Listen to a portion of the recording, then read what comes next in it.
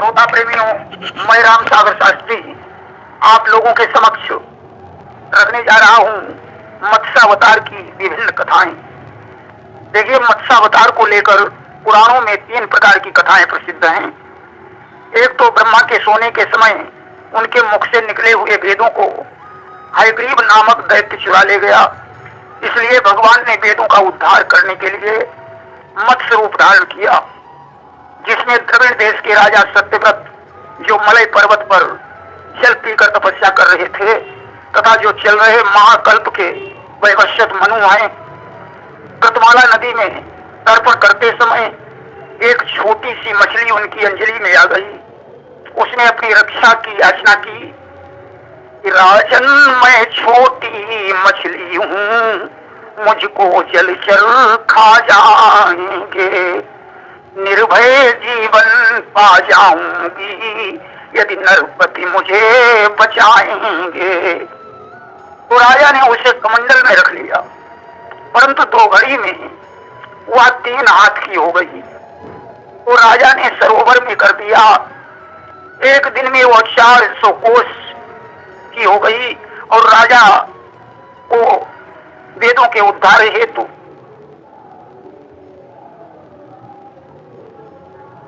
रूप धारण करने की बात बताई। 7वें दिन प्रलय काल के समय उनका 4 लाख कोस विस्तार था। उन्होंने हयग्रीव को मारकर वेदों को वापस किया। वहीं दूसरी कथा पद्म पुराण के अनुसार यह है कि समुद्र का एक पुत्र शंख था, जिसने देवताओं को स्वर्ग से निकालकर वेदों का यह सोचकर हरण किया कि देवता वेद मंत्रों से ही प्रबल हैं। ब्रह्मा जी प्रबोधिनी एकादशी को भगवान की शरण में गए तो विष्णु जी आकाश से मत्स्य रूप धारण कर विंध्य पर्वत निवासी कश्यप मुनि की अंजलि में गिरे तथा कमंडल, कुआं, सरोवर से होते हुए समुद्र में डाले गए। उन्होंने शंखासुर को मारकर विष्णु रूप धारण कर लिया और बद्री वन में पहुंचकर ऋषियों को आदेश दिया कि जल के भीतर बिखरे हुए वेदों को खोज लाओ। जिसने जितने मंत्र खोज पाए वह उतने मंत्रों का ऋषि बन गया। समस्त ऋषियों ने आकर वेद भगवान को अर्पित कर दिए। पद्म पुराण में एक कथा और आई है कि हयग्रीव दिति का पुत्र था, मकर उसका भाई था। मकर ने ब्रह्मलोक में जाकर ब्रह्मा को मोहित करके वेदों को चुरा लिया और महासागर में घुस गया। ब्रह्मा जी की प्रार्थना पर भगवान ने मत्स्य रूप धारण करके महासागर में प्रवेश किया और मकर दैत्य को मारकर वेदों को लाकर ब्रह्मा जी को दे दिया। देखिए, भगवान ने भी हयग्रीव अवतार लिया। मदकैत अब वेदों को हरकर रसातल चले गए तो भगवान ने हयग्रीव का रूप धारण किया। दैत्यों ने वेदों को पास में बांधकर रसातल में डाल दिया था। भगवान उन्हें ले आए। जब दैत्यों ने रसातल सोना देखा तो वे ऊपर आए, विष्णु को सोते हुए देखा, जगाकर युद्ध किया। विष्णु ने दोनों को मार डाला। ऐसी कथा महाभारत में आई है। एक अन्य कथा के अनुसार दिति पुत्र हयग्रीव ने देवी की आराधना करके अमरता का वरदान मांगा।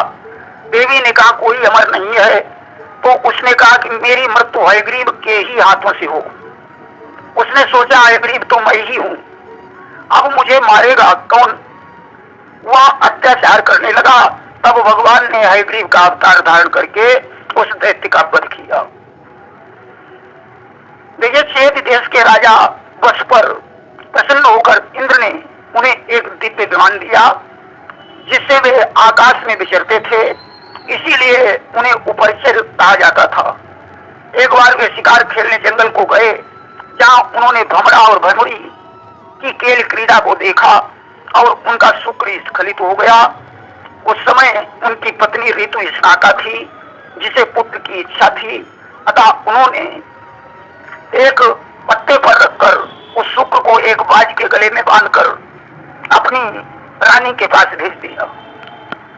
अचानक दूसरे बाज ने झपेटा मारा, शुक्र यमुना में गिर गया।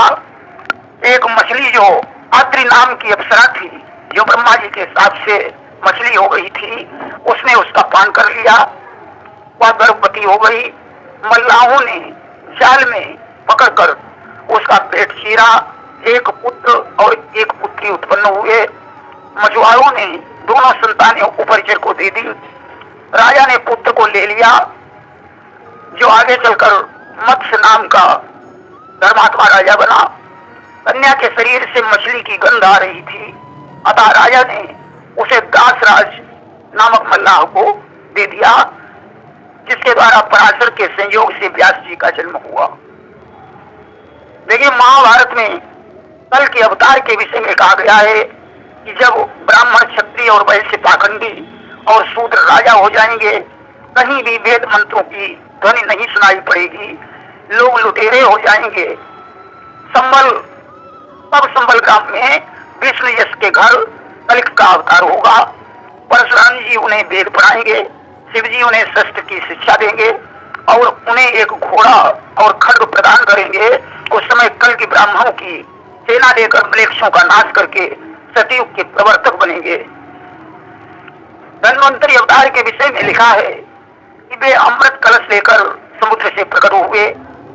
अमृत वितरण के पश्चात देवराज इंद्र ने उन्हें देव वैद्य का पद प्रदान कर दिया। उन्होंने इच्छानुसार अमरावती में निवास किया। कुछ समय बाद पृथ्वी पर अनेक व्याधियां फैली। अब धन्वंतरी ने दिवोदास के रूप में काशी में अवतार लिया। श्री बद्रीपति नारायण धर्म की पत्नी मूर्ति से प्रकट हुए थे। मैत्रेय जी को मित्र का पुत्र होने के कारण मैत्रेय कहा जाता है, जो पराशर के शिष्य व्यास जी के सखा थे। राजा पुरूरवा के पुत्र रय थे, जो उर्वशी अप्सरा से उत्पन्न हुए थे। उनके 5 भाई थे। गय का जन्म भरत वंश में हुआ था। इनके पिता का नाम नत्त और माता का नाम द्रुति था। गय की पत्नी का नाम गयंती था, जिससे 3 पुत्र उत्पन्न हुए थे। इन्हें विष्णु का अंश माना गया है। वहीं पुराणों में गय असुर की कथा आई है, जिसके नाम पर गया के महात्म का वर्णन किया गया है। शतधनुआ यानी सत्यजित की पत्नी का नाम सैव्या था। एक दिन गंगा स्नान करके पत्नी सहित आते समय इन्होंने एक पाखंडी को देखा, जो इनके धरुर वेदाचार्य का मित्र था। राजा ने उसके साथ मित्रवत व्यवहार किया, परंतु पत्नी ने कोई आदर नहीं किया। उसने सोचा मैं उपवास से हूं। कालांतर में हुआ शत्रुजित राजा मर गया, रानी सती हो गई। उपवास में पाखंडी से वार्तालाप करने के कारण उसे कुत्ते का जन्म मिला और पत्नी काशी नरेश की कन्या बनी। कि मरी के शान योनि तिन पाई और पत्नी राज सुता कहलाई। अब उसने दिव्य दृष्टि से विदिशा नगर में अपने पति को कुत्ते की अवस्था में देखा। उसने जाकर उसे उत्तम भोजन कराया और प्रणाम किया तथा बोली, महाराज आप अपनी उस उदारता को याद कीजिए जिससे तुम्हें ये योनि प्राप्त हुई। कुत्ते ने चिंतन किया और नगर के बाहर अकारण प्राण छोड़ दिए और श्रृगाल बन गया तथा कोलाहल पर्वत पर रहने लगा। किसान शरीर छोड़ी नर पाला और कोलाहल गिरी बने श्रृगाला। अब राजकन्या उनके पास गई। कन्या ने कहा, राजन, स्वान योनि में जन्म लेने पर मैंने आपसे जो वृत्तांत कहा था उसे याद करो। अब तो उसे याद करके सारा दिन निराहार रहकर उसने शरीर छोड़ दिया और एक भेड़िया बना। तब राजकन्या ने वहां जाकर पूर्व जन्मों का स्मरण करवाया। राजा ने उस शरीर को भी छोड़ दिया और गीध योनि में जन्म लिया। तब कन्या ने वहां जाकर अपने स्वरूप का स्मरण करने को कहा। अस्तु उस शरीर को छोड़कर काक योनि प्राप्त हुई। उस समय कन्या ने राजा होने का ध्यान दिया कि तुमने सामंतों द्वारा जो भेंट वस्तुएं ली हैं, इसीलिए बलभोजी हुए हो। राजा ने उस शरीर को भी छोड़कर मोर योनि में जन्म लिया। कन्या उसे दाना पानी देने लगी। उस समय राजा जनक ने अश्वमेध यज्ञ किया, उसमें मोर को स्नान कराया। सुंदरी ने भी स्नान कराकर स्मरण कराया। स्मरण कराने पर उन्होंने उस शरीर को भी छोड़ दिया और जनक के यहाँ पुत्र बनकर प्रकट हुए। तब सुंदरी ने अपने पिता को विवाह के लिए प्रेरित किया। राजा ने स्वयंवर किया, उसने माला पहनाया।